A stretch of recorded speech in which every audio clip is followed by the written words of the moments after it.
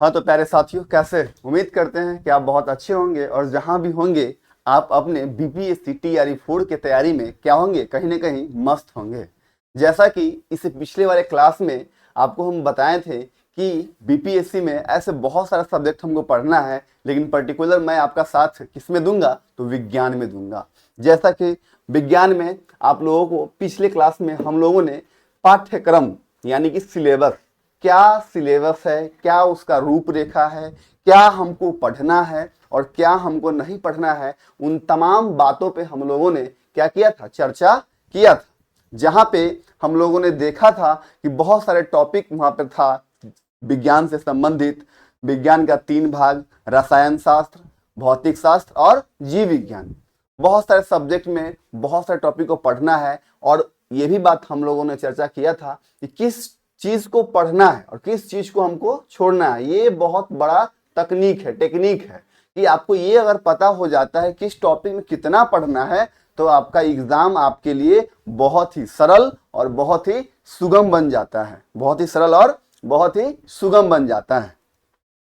तो हम लोगों ने वो तमाम चीज पिछले क्लास में देखे थे कि क्या पढ़ना है, क्या नहीं पढ़ना है। तो आज हम लोग आज का जो क्लास है आरंभ करेंगे। क्या कौन सा टॉपिक हम लोग स्टार्ट करने जा रहे हैं वो देखिए, समझते हैं और कोशिश करते हैं कि आपके दिनचर्या से जोड़ के हर एक कंटेंट को क्या करें, आपके लाइफ से कनेक्ट करें, ताकि आपका उस पर जो समझ सकती है, आपका जो बोधगम्य स्तर है, उसमें क्या हो, इजाफा हो। क्या हो, इजाफा हो। चलिए आइए, उससे पहले जहां कहीं भी आपका आस्था हो, दुआ हो, एक बार अपने ईश्वर को याद कर लीजिए कि हे ईश्वर, आप जहां भी हो, जैसे भी हो, जिस हालात में हो, वहीं से एक कृपा बनाए रखिए, ताकि जिस प्रयास में हम लोग लगे हुए हैं उसमें हमारा परिणाम क्या हो, बेहतर और सुदृढ़। इसी के साथ आपका सेशन का क्या हो जाएगा, शुरुआत हो जाएगा। क्या बोले हैं, इजाफा मतलब वृद्धि, इजाफा मतलब वृद्धि, बढ़ना। जैसे हम लोग बोधगम्य मतलब समझ सकती, बोधगम्य मतलब क्या होता है, समझ सकती। ये तमाम शब्द आपके सीटेट से जुड़ा हुआ है। कहीं ना कहीं आप लोग जब बीएड या डीएड किए हुइएगा तो वहां पे इन शब्द को सुनने का काम भी किए हुइएगा। तो हम लोगों ने पिछले क्लास में डिस्कस किया था विज्ञान के 3 भागों के बारे में। बताइए विज्ञान का 3 भाग कौन कौन है? रसायन, भौतिकी, जीव विज्ञान। फादर ऑफ बायोलॉजी अरस्तु, उसको इंग्लिश में क्या कहते हैं, एरिस्टोटल। कभी कभी एरिस्टोटल नाम भी दे देता है, ठीक है। चलिए, तो उसमें जो हमारा पहला टॉपिक है भोजन और उसके स्रोत का परिचय, हम लोग देखेंगे। बिल्कुल हमारे जीवन से जुड़ा हुआ ये टॉपिक है, भोजन और उसके स्रोत। भोजन मतलब क्या होता है, कोई ऐसा व्यक्ति नहीं होइएगा जो भोजन के अर्थ को आप लोग जानते नहीं होइएगा। बहुत ही सरल शब्द है, बहुत ही आसान शब्द है। आइए हम देखते हैं कि क्या भोजन होता है, कैसे ये हमारे लिए उपयोगी होता है, और उससे भी बड़ा बात कि इस भोजन से किस प्रकार का प्रश्न आपके एग्जाम में आएगा। तो मेन हमको उस टॉपिक पे डिस्कस करना है। ऐसे नहीं कि भोजन टॉपिक देख लिए तो आप लोग कल्टी मार लीजिएगा, भोजन के बारे में क्या पढ़ना हम लोग जानते ही हैं। लेकिन इस भोजन से भी आपका 1 से 2 नंबर का प्रश्न आता है आपके एग्जाम में। इसमें क्या इसका घटक है, कौन से घटक का क्या उपयोग है, क्या काम है, उन सब चीजों से जुड़ी हुई बातें हम लोग यहाँ पर देखने का काम करेंगे। चलिए आइए देखते हैं भोजन और उसके स्रोत। स्रोत कहने का मतलब हुआ कि जो भोजन हमारा आता है। बताइए भोजन हमारा कहां से आता है, पेड़ पौधा से आता है या जीव जंतु से भी आता है? भोजन बताए थे, भोजन 2 प्रकार का होता है। एक जो होता है भोजन जो जीव जंतु से प्राप्त हो, और एक जो पेड़ पौधा से प्राप्त हो। फिर वहां हम बताए थे कि शाकाहारी होता है, मांसाहारी होता है, सर्वाहारी होता है। शाकाहारी जो होते हैं वो सिर्फ पेड़ पौधा से अपना भोजन प्राप्त करते हैं, और जो मांसाहारी होते हैं पेड़ पौधा के साथ साथ जीव जंतु से भी भोजन प्राप्त करने का काम करते हैं। और जो मांसाहारी होते हैं सिर्फ मांस खाते हैं। जैसे मांसाहारी जानवर का नाम बताइए, मांसाहारी जानवर का नाम पूछे हैं, क्या होगा, शेर। ये सब क्या है, इस सब का भोजन क्या है, सिर्फ मांस ही खाते हैं ये लोग। क्या है, भोजन वह पदार्थ है जो शरीर को क्या देता है, ऊर्जा देता है। भोजन वह पदार्थ है जो शरीर को ऊर्जा, वृद्धि, उत्तकों की मरम्मत और रोगों से रक्षा के लिए आवश्यक पोषक तत्व प्रदान करता है। तो चीजें देखिए यहाँ कौन कौन सा वर्ड आया, एक आया ऊर्जा, दूसरा वृद्धि, तीसरा उत्तक, चौथा रोग और पांचवा क्या है, पोषक तत्व।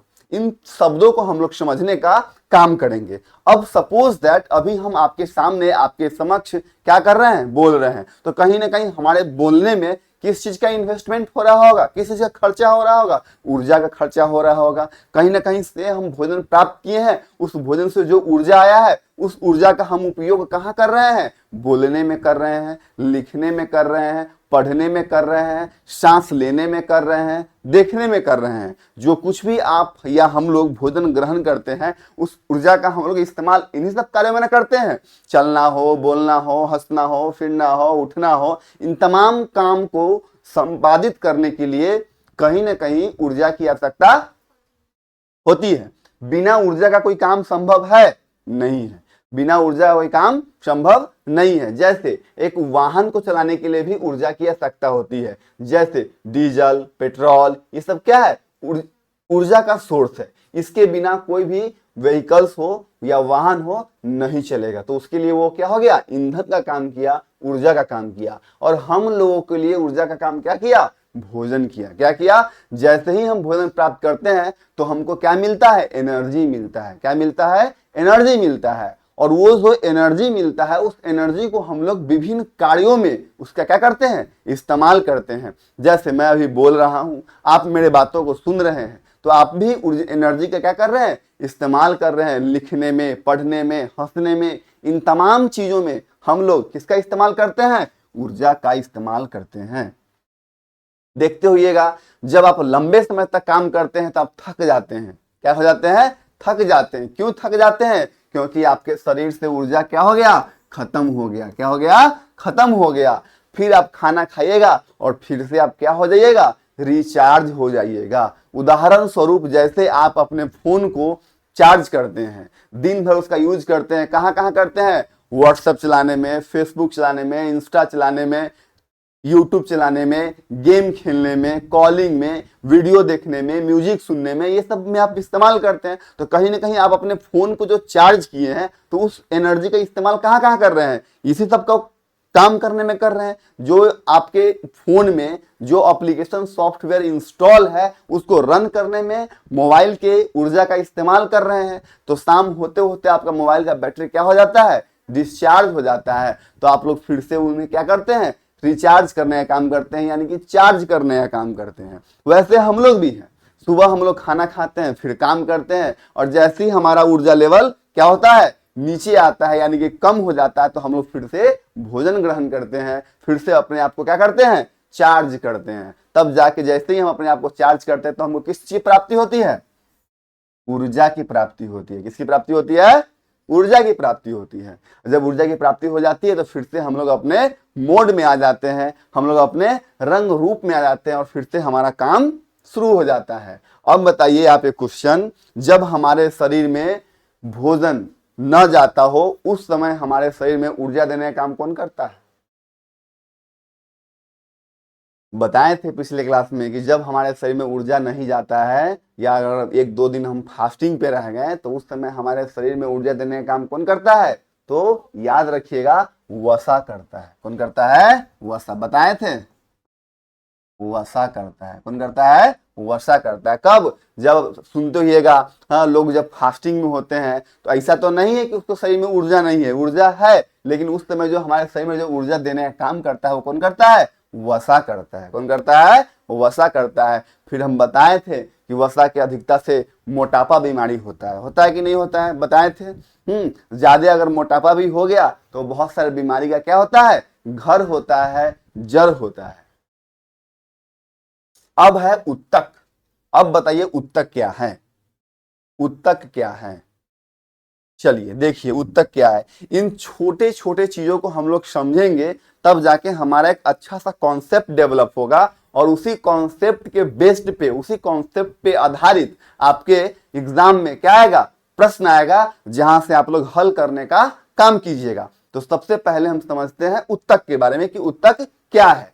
पहले ये बताइए, जब घड़ बनता है तो उस घर में यूज होने वाले सबसे छोटी चीज क्या होता है? ईंट होता है। Very good. क्या होता है? ईंट होता है। हाँ, ईंट का निर्माण किससे होता है? मिट्टी से होता है। ईंट का निर्माण किससे होता है? मिट्टी से होता है। ठीक उसी प्रकार हमारे शरीर में जब बहुत सारा सेल मिलता है, जब बहुत सारा सेल मिलता है तो क्या बनता है? टिश्यू, यानी कि इसी को हम लोग बोलते हैं इंग्लिश में, हिंदी में बोलते हैं उत्तक। क्या बोलते हैं? उत्तक। सेल को हिंदी में हम लोग बोलते हैं कोशिका। क्या बोलते हैं? कोशिका। सेल को क्या बोलते हैं? कोशिका बोलते हैं। अब देखिए क्या होता है जब बहुत सारा कोशिका मिलता है, जब बहुत सारा क्या मिलता है? कोशिका मिलता है। जब बहुत सारा कोशिका मिलता है तो क्या बनता है? उत्तक बनता है। क्या बनता है? उत्तक बनता है। ठीक है, हमारे जैसे ईंट का निर्माण मिट्टी से होता है, वैसे ही हमारे शरीर का निर्माण जो हुआ है उसमें सबसे छोटा चीज क्या है? आपका सेल है। क्या है? कोशिका है, यानी कि सेल है। कोशिका है यानी कि सेल है। क्लियर? हमारे शरीर के निर्माण में सबसे छोटा यूनिट क्या है? सेल है। और जब बहुत सारा सेल मिल गया तो क्या बनेगा? उत्तक बनेगा। क्या बनेगा? उत्तक बनेगा। क्लियर? अब जब बहुत सारा उत्तक मिलेगा तो क्या बनेगा? अंग बनेगा। क्या बनेगा? अंग बनेगा। क्या बनेगा? अंग बनेगा। ठीक है, जिसमें अब जब बहुत सारा अंग मिल जाएगा, अब हम लोगों के शरीर में बहुत सारा अंग है कि नहीं है? हाथ का एक अलग अंग है, नाक है, कान है, आंख है, मुंह है, नाक, ये सब है ना। ये सब क्या हुआ? जब बहुत सारा कोशिका मिला तो उत्तक बना। अब जब बहुत सारा उत्तक मिला तो क्या बना? अंग बना। क्या बना? अंग बना। अब जब बहुत सारा अंग मिलेगा तो क्या बनेगा? अंग तंत्र बनेगा। क्या बनेगा? अंग तंत्र बनेगा। और जब बहुत सारा अंग तंत्र मिल जाएगा तब जाकर के एक हमारा क्या बनेगा? शरीर बनेगा। क्या बनेगा? शरीर बनेगा। बात समझ में आया? ये पूरा प्रोसेस है हमारे बॉडी के निर्माण होने का। इसी सब चीज के निर्माण होने में कितना माह का समय लग जाता है? 0 से 9 माह। 0 से 9 माह का समय लगता है, तब जाके एक बच्चे का क्या होता है? जन्म होता है। होता है कि नहीं होता है? हाँ, ये इन तमाम चीज का निर्माण होने में समय लगता है। ये एक दिन में सब चीज निर्माण नहीं होता है। अंग तंत्र में क्या आ जाएगा? जैसे आपका श्वसन तंत्र आ जाएगा, आएगा ना? श्वसन तंत्र, परिसंचरण तंत्र, पाचन तंत्र, ये सब है कि नहीं है? ये तमाम तंत्र जब मिल जाता है तब हमारा बॉडी फाइनली रूप से क्या हो जाता है? तैयार हो जाता है। ये चीज समझ में आया? जब इस तरीके से हम बोले, जब शरीर बहुत सारा हो जाता है तो एक फैमिली बनता है। जब बहुत सारा बॉडी मिल गया, किसी एक आदमी को हम लोग परिवार बोल सकते हैं। जब बहुत सारा बॉडी हो जाएगा शरीर में, डेड बॉडी नहीं लाइव बॉडी, डेड बॉडी नहीं लाइव बॉडी। जब बहुत सारा बॉडी आ जाता है क्या हो जाता है? परिवार बनता है। जब बहुत सारा परिवार मिलता है तो एगो क्या बन जाता है? बड़ा सा टोला बन जाता है। टोला से फिर हमारा गांव बनता है, गांव से फिर प्रखंड बनता है, प्रखंड से फिर जिला बनता है। जब बहुत सारा जिला मिलता है तो क्या बनता है? स्टेट बनता है। और जब बहुत सारा स्टेट मिलता है तो क्या बनता है? कंट्री बनता है। क्लियर? तो ये था हमारा पूरा बॉडी का स्ट्रक्चर। समझ में आ गया? कोशिका क्या होता है, उत्तक क्या होता है, अंग क्या होता है, अंग तंत्र क्या होता है। जब एक बार आप अपने शरीर को खरोचते हैं तो लाखों हजारों की संख्या में कोशिका क्या हो जाता है? मृत हो जाता है, मर जाता है। इसलिए कभी शरीर को खुजलाना उजलाना नहीं चाहिए, उससे आपका कोशिका क्या हो जाता है? नष्ट हो जाता है। और हमारे शरीर में प्रतिदिन इसका निर्माण भी होता है, प्रतिदिन इसका निर्माण भी होता है। ये था आपका सिर्फ उत्तक का मतलब। उत्तक कहां से आया वो समझ में आ गया? कोशिका से आया। कहां से आया? कोशिका से आया। कोशिका के बारे में एक चैप्टर ही है पढ़ना है, जहाँ पे कोशिका क्या है नहीं है सुनते होइएगा। एक कोशिकीय, बहुकोशिकीय, सब सुनते हो। एक चैप्टर ही हम लोग वहां पर देखने का काम करेंगे। लेकिन एक छोटा सा जान पहचान था किसके साथ? कोशिका के साथ। क्लियर? तो ये इस वर्ड से आपका जान पहचान हो गया।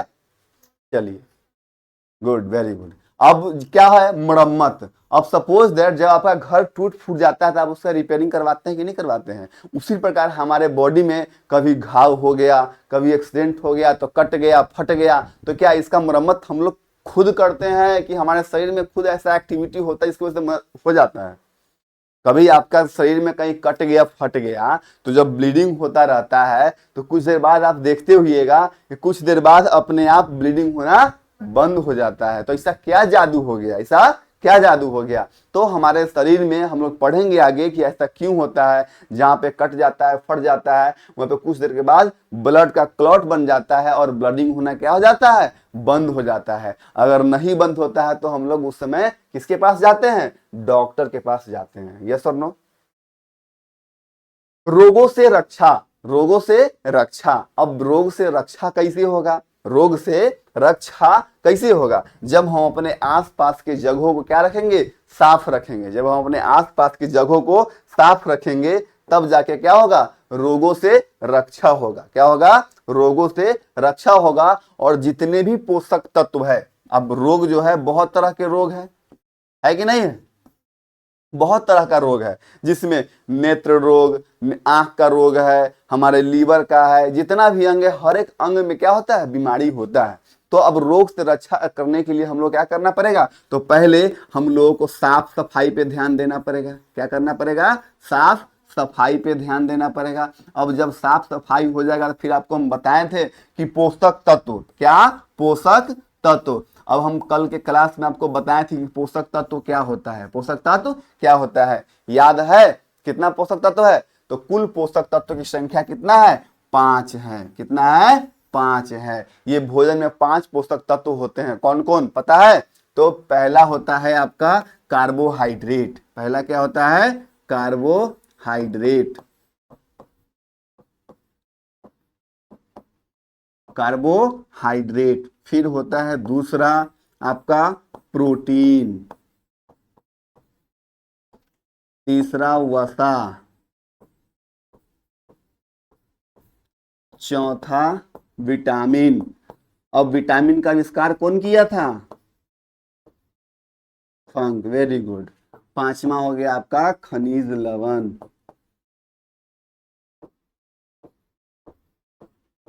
ये आपका कुल क्या है, पोषक तत्व है। ये तमाम पोषक तत्व हमारे कहाँ मौजूद होता है, तो हमारे भोजन में मौजूद होता है। कहाँ होता है, हमारे भोजन में मौजूद होता है। अगर सही मात्रा में, सही अनुपात में ये चीज अगर हमारे शरीर में जाएगा तो हम लोग बीमार कम पड़ेंगे, बीमार कम पड़ेंगे। बहुत सारे बच्चा को देखते हुइएगा, हाँ, वो सिर्फ चावल सब्जी खाएगा और सब्जी में सिर्फ आलू ही खाएगा। होता है ऐसा, आपके घर में भी ऐसे बच्चे होंगे जो सिर्फ आलू खाना पसंद करेंगे, उनको हर चीज अच्छा नहीं लगेगा।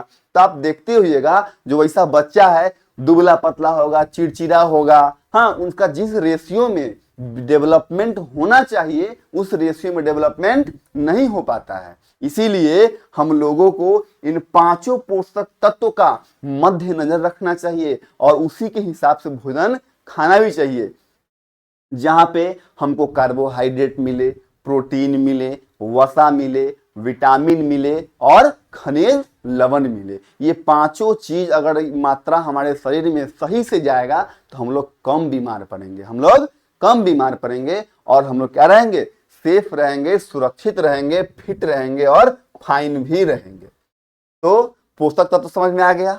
अब देखिए इसमें जो जो वर्ड आया, भोजन, स्रोत, उत्तक, मरम्मत, ऊर्जा, इन तमाम चीज को हम लोग समझने का काम किए हैं। अब इतना चीज के बारे में जान गए तो क्या ये टॉपिक अब आपका क्लियर हुआ कि नहीं हुआ? अगर कोई आपसे पूछेगा कि भोजन क्या है तो उसको बता दीजिएगा। भोजन से आपका 2-3 तरह का क्वेश्चन आएगा। पहला, भोजन से हमें डैश की प्राप्ति होती है, तो ऊर्जा की प्राप्ति होती है। भोजन में पोषक तत्व के मुख्य अवयव कौन कौन है, तो अभी 5 हम आपको बताए हैं। हाँ, कार्बोहाइड्रेट, प्रोटीन, वसा, खनिज, विटामिन। अब इन 5 पोषक तत्व के बारे में पढ़ना है, 5 पोषक तत्व के बारे में पढ़ना है। उससे हमारा क्या आएगा, प्रश्न आएगा। उससे हमारा क्या आएगा, प्रश्न आएगा। वो क्या,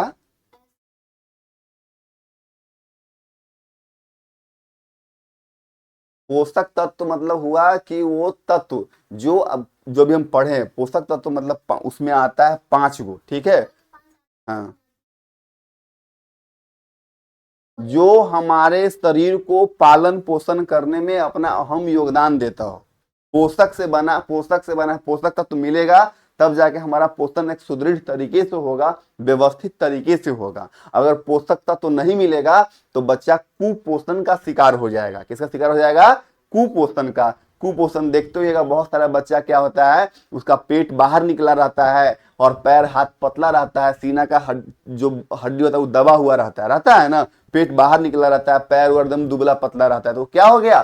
कुपोषण का शिकार हो गया। क्यों? क्योंकि उसको पोषक तत्व नहीं मिला। पोषक तत्व उसको जिस तरीके से उसका पालन पोषण होना चाहिए उस तरीके से उसका पालन पोषण नहीं हुआ। समझ में आया बात? पोषक तत्व मतलब जो हमारे शरीर का पालन पोषण करता है। हाँ हाँ, पोषक तत्व 5 प्रकार के होते हैं। पोषक तत्व 5 प्रकार के होते हैं। अगर पोषक तत्व नहीं मिलेगा किसी व्यक्ति को तो वह कुपोषण का शिकार हो जाएगा। पोषक तत्व और किसी व्यक्ति को नहीं मिलेगा तो वह किसका शिकार हो जाएगा? कुपोषण का। किसका? कुपोषण का। इसी पोषक तत्व से हमारे शरीर का क्या होता है? निर्माण होता है, पालन पोषण होता है। क्लियर?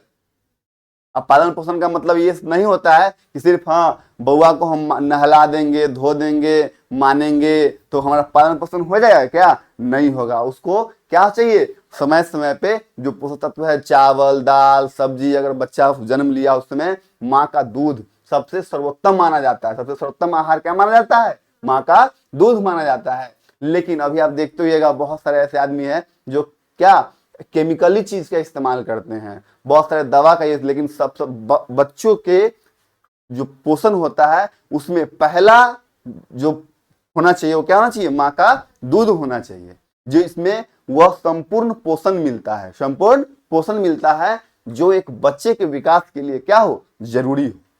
क्लियर है? कोई दिक्कत? अब भोजन के मुख्य स्रोत 2 प्रकार के होते हैं, बताए थे। पहला क्या होता है? पौधा से, और दूसरा क्या होता है? जानवर से। इन्हीं 2 चीज से हम लोगों को भोजन की प्राप्ति होती है। अब हम लोग इन तमाम वर्ड को समझ गए। अब हम लोग आगे देखते हैं। ये सब याद रखिएगा कि क्या होता है पोषक तत्व और पोषक तत्व क्या मतलब होता है। क्लियर? कोशिका ऊतक से तो जान गए आप। अब देखिए भोजन के प्रमुख घटक क्या है? कार्बोहाइड्रेट। क्या है? कार्बोहाइड्रेट। ऊर्जा कार्बोहाइड्रेट क्या होता है? अभी हम लोग पढ़े हैं ना, कार्बोहाइड्रेट, प्रोटीन। अब हमको जानना है ये कार्बोहाइड्रेट होता क्या है। ये कार्बोहाइड्रेट होता क्या है? तो देखिए कार्बोहाइड्रेट ऊर्जा का मुख्य स्रोत है, जैसे अनाज, गेहूं, चावल, आलू, गुड़, चीनी, ये सब से हमें क्या मिलता है? कार्बोहाइड्रेट मिलता है। ऐसे याद रखिएगा जहां भी मिठास होता है ना उसमें क्या होता है? कार्बोहाइड्रेट होता है। उसमें क्या होता है? कार्बोहाइड्रेट होता है। ये कार्बोहाइड्रेट हमको इंस्टेंट एनर्जी देने का काम करता है। इंस्टेंट एनर्जी देने का काम करता है। अब कभी देखते हुइएगा इंस्टेंट एनर्जी देने का मतलब समझ में आया कि जिस समय खाएं, जिस समय पिए, उसी समय ऊर्जा, उसी समय ऊर्जा। जैसे आप देखते होइएगा क्रिकेट देखते हैं, फुटबॉल देखते होइएगा, हॉकी देखते होइएगा, कबड्डी देखते होइएगा, तो उसमें जब खिलाड़ी थकता है तो वो खाना खाता है कि कुछ ड्रिंक्स वगैरह लेता है? तो आप देखते हो ड्रिंक्स लेता है। उस ड्रिंक्स में क्या होता है? ग्लूकोन डी होता है। क्या होता है? ग्लूकोन डी होता है। ज्यादा डेप्थ में जाएंगे तो क्या होगा? कार्बोहाइड्रेट होता है। ये कार्बोहाइड्रेट जो होता है एट ए टाइम एनर्जी देने का काम करता है। एट ए टाइम एनर्जी देने का काम करता है। अब कोई खिलाड़ी खेल रहा है, अब कोई खिलाड़ी खेल रहा है और सपोज दैट उस समय उसको एनर्जी का कमी लगेगा तो क्या वह दूध, अंडा, मांस, मछली खाएगा?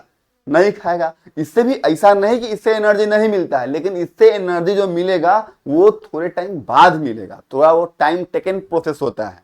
बात समझ में आ रहा है? लेकिन जैसे ही कार्बोहाइड्रेट या ग्लूकोन डी आप लीजिएगा तो आपको एट ए टाइम एनर्जी मिलेगा। क्लियर? एट ए टाइम क्या मिलेगा? एनर्जी मिलेगा। तो हम लोग ऊर्जा का मुख्य स्रोत में क्या आएगा? अनाज, गेहूं, चावल, आलू, गुड़, चीनी, इन सब से भी हमको ऊर्जा की प्राप्ति होती है। और एक चीज याद रखिएगा, इंस्टेंट एनर्जी चाहिए तो क्या लेंगे? कार्बोहाइड्रेट लेंगे। अब दूसरा है आपका प्रोटीन। क्या है? प्रोटीन। प्रोटीन शरीर की वृद्धि व ऊतकों की मरम्मत जैसे, प्रोटीन का काम है शरीर की वृद्धि करता है और ऊतक की मरम्मत भी करता है। और प्रोटीन मिलता कहाँ से है? दाल से, सोयाबीन से, दूध से, अंडा से, मांस से, मछली से। हाँ, इन सब चीज से क्या मिलती है? प्रोटीन मिलती है। प्रोटीन को बॉडी बिल्डिंग एजेंट भी कहा जाता है। प्रोटीन को बॉडी बिल्डिंग एजेंट भी कहा जाता है, याद रखिएगा। प्रोटीन को हम लोग क्या बोलते हैं? बॉडी बिल्डिंग एजेंट बोलते हैं। क्यों बोलते हैं? क्योंकि प्रोटीन देखते हुएगा जो बहुत सारे व्यक्ति होते हैं जो एक्सरसाइज करते हैं, व्यायाम करते हैं या जिम करते हैं या खिलाड़ी होते हैं, वो सब प्रोटीन शेक लेते हैं। क्या लेते हैं? प्रोटीन शेक लेते हैं। मार्केट में बहुत तरह का प्रोटीन पाउडर उपस्थित होता है, अवेलेबल है, ठीक है। तो वैसे प्रोटीन लेते हैं। उस प्रोटीन का काम क्या होता है? हमारे मसल्स को तैयार करना, हमारे मसल्स को तैयार करना। जो देखते होइएगा जो जिम सब या जो बॉलीवुड का मूवी देखते होइएगा, उसमें आप देखते होइएगा जो एक्टर का जो भी हीरो होते हैं उन लोगों का बॉडी बहुत सुडौल होता है। तो लोग जिम जाते हैं और वहाँ प्रोटीन लेते हैं, जिससे उनका मसल्स क्या होता है? तैयार होता है और दिखने में अट्रैक्टिव लगता है, सुडौल लगता है। तो वो सुडौल किस वजह से लग रहा है? तो प्रोटीन की वजह से लग रहा है। किस वजह से लग रहा है? प्रोटीन की वजह से लग रहा है। मेहनत एक नायक भी करता है, एक हीरो भी करता है, एक किसान भी करता है। लेकिन किसान का बॉडी देखिएगा तो क्या आपको सुडौल लगता है? नहीं लगता है। क्यों? क्योंकि वो जितना मात्रा में केयरटेक एक अभिनय करने वाले अभिनेता करते हैं उतना किसान नहीं कर पाते हैं। किसान जो होते हैं अपने दिनचर्या में क्या होते हैं? व्यस्त होते हैं।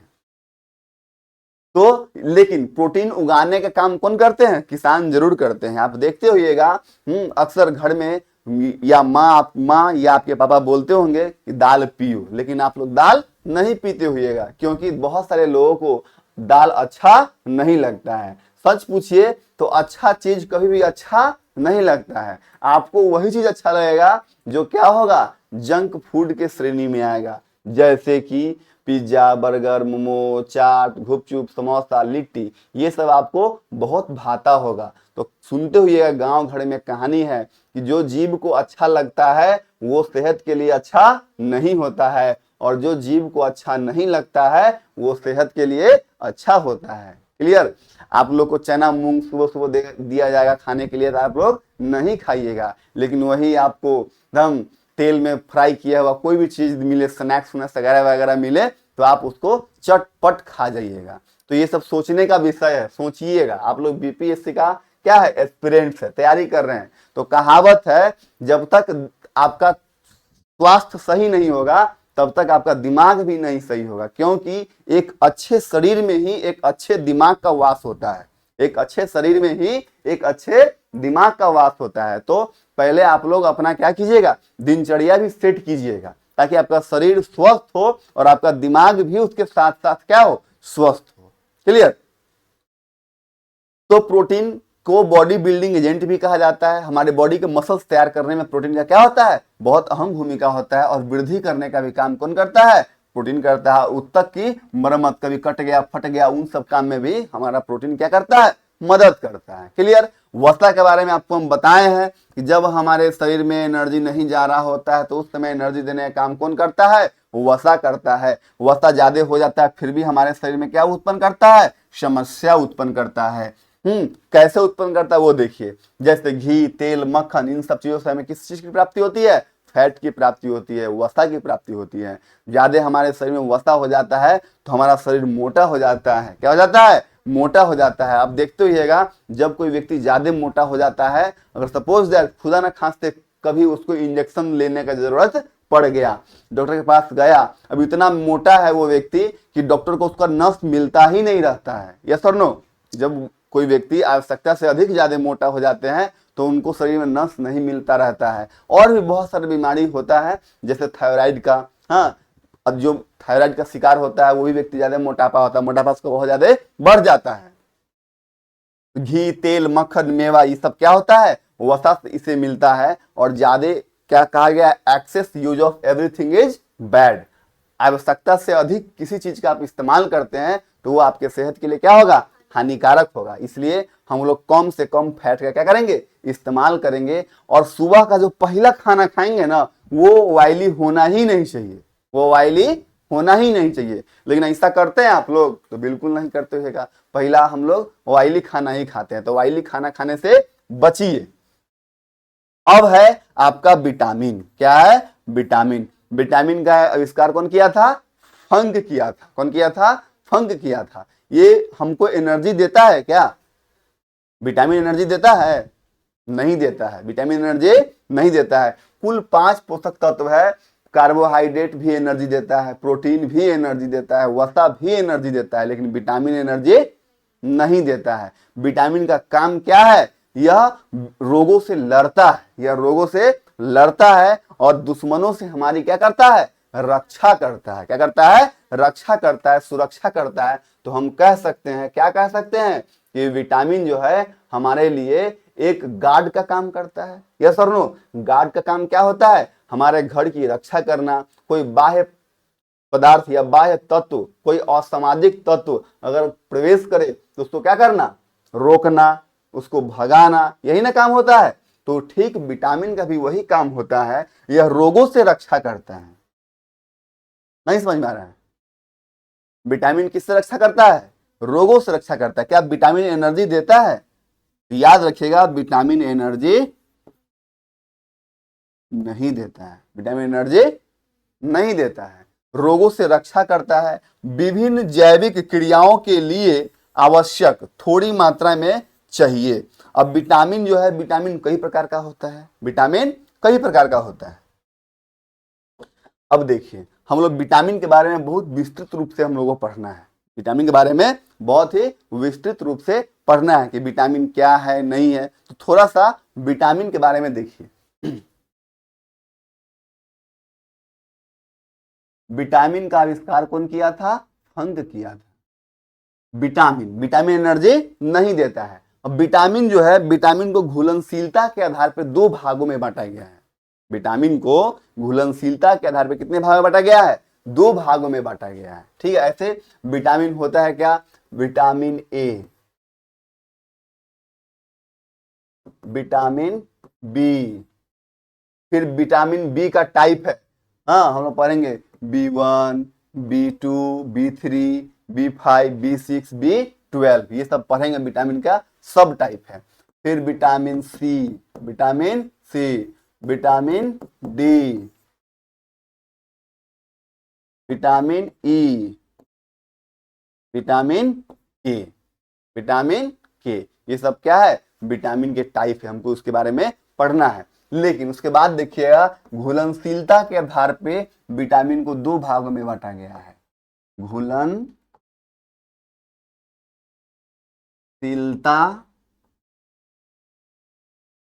के आधार पर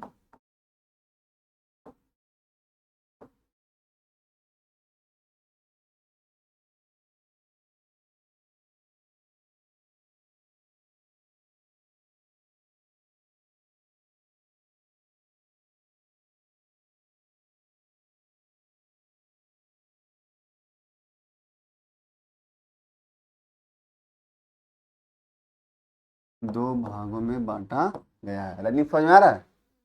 घुलनशीलता के आधार पर विटामिन को 2 भागों में बांटा गया है। एक होता है जल में घुलनशील विटामिन, जल में घुलनशील विटामिन,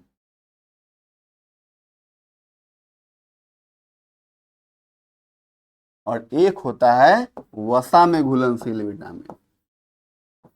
वसा में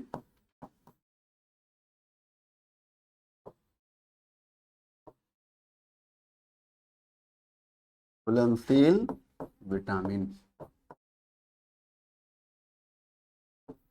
अब समझिए, एक होता है ऐसे vitamin A, vitamin B, vitamin C, vitamin D, vitamin E और विटामिन के। ये सब विटामिन का क्या है? टाइप है। हम लोग इसके बारे में पढ़ेंगे कि बारी बारी से हम लोग इसके बारे में पढ़ेंगे कि विटामिन ए का यूज का, विटामिन ए क्या है, विटामिन बी क्या है, विटामिन सी की कमी से क्या होता है, विटामिन डी की कमी से क्या होता है। ये सब हम लोग पढ़ेंगे, बारी बारी से पढ़ेंगे। लेकिन पहले हम लोग विटामिन के बारे में जो बेसिक कॉन्सेप्ट है हम लोग उसको जानने का कोशिश करेंगे। पहला, विटामिन एनर्जी देगा? तो विटामिन एनर्जी नहीं देगा। क्लियर? विटामिन का आविष्कार कौन किया था? फंक किया था। अब देखिए vitamin A B C D E K इतना ही विटामिन होता है। अब vitamin F, vitamin G, vitamin K, vitamin H, ऐसा विटामिन कुछ नहीं होगा। ठीक है, क्लियर। हाँ, इसी का हम लोग टाइप पढ़ेंगे। हाँ, कुछ विटामिन है जिसको अलग अलग नामों से जाना जाता है, ये भी हम लोग देखेंगे विटामिन के बारे में। विटामिन का पूरा वो क्लासे होगा। इस विटामिन से आपका 1 से 2 नंबर का प्रश्न आता ही है। क्लियर, ये आपका पूरा विटामिन है। अब हम लोग देखेंगे जल में घुलनशील विटामिन। अब जल में एक होता है जल में घुलनशील, एक होता है वसा में घुलनशील विटामिन। क्लियर, वसा से हम लोग संबंधित जान चुके हैं। वसा क्या होता है? जो वायली होता है वो क्या है? वसा है। मोटा मोटी इतना समझिए। जल में घुलनशील विटामिन कौन होता है? तो जल में घुलनशील विटामिन जो होता है वो होते हैं बी और सी। क्या होते हैं? Vitamin B, vitamin B and vitamin C. ये क्या होते हैं? जल में घुलनशील होते हैं। क्या होते हैं? जल में घुलनशील होते हैं। उसके बाद vitamin A, vitamin D, vitamin E और कौन बच गया? एक विटामिन ई। ये ना बच गया?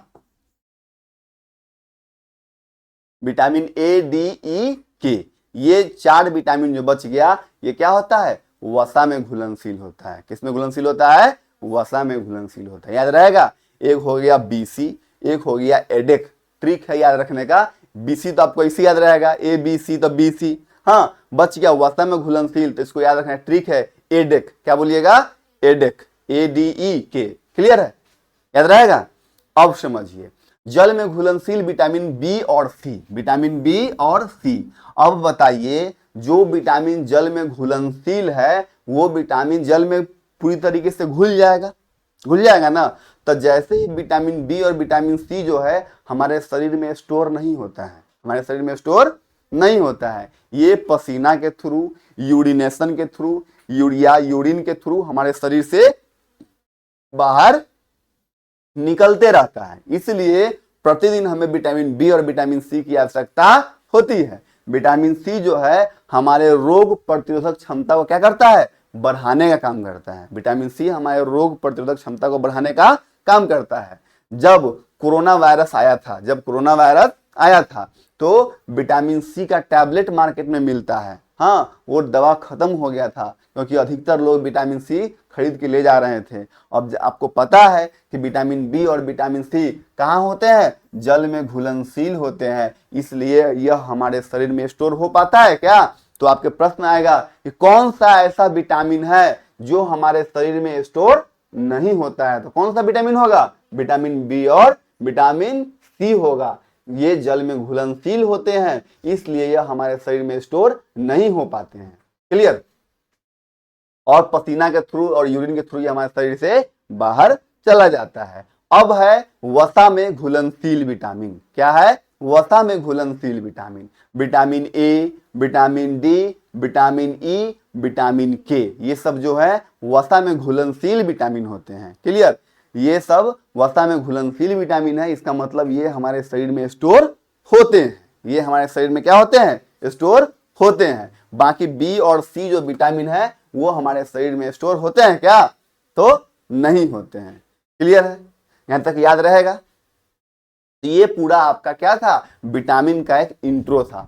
आगे के क्लास में हम लोग देखेंगे कि वहां पे पढ़ना है हम लोगों का विटामिन ए का रासायनिक नाम क्या होता है, विटामिन बी का रासायनिक नाम क्या होता है, विटामिन सी का, विटामिन डी का, विटामिन ई का। इसमें विटामिन ई को हम लोग ब्यूटी विटामिन के नाम से जानते हैं। किस विटामिन के नाम से जानते हैं? ब्यूटी विटामिन के नाम से जानते हैं। किसको? विटामिन ई को। ब्यूटी पार्लर वगैरह वगैरह में विटामिन ई का कैप्सूल आता है जिसका फेस पे क्या किया जाता है? मसाज किया जाता है। ऐसा माना जाता है कि उससे चेहरा में निखार आता है। क्या आता है? निखार आता है। इसलिए विटामिन ई को हम लोग ब्यूटी विटामिन के नाम से भी जानते हैं। क्लियर, ये तमाम विटामिन से जुड़ी हुई बातें हम लोग आगे क्लास में देखने का काम करेंगे। आज का क्लास जो है आपका यहीं पे समाप्त होता है। इन तमाम टॉपिक में किसी भी प्यारे मित्र को कोई किसी भी तरह का समस्या होगा तो आप लोग अपना प्यारा सा कमेंट जरूर कीजिएगा कमेंट सेक्शन में। मिलते हैं हम लोग नेक्स्ट क्लास में नई जोश नई ऊर्जा के साथ। तब तक के लिए tata bye bye good night.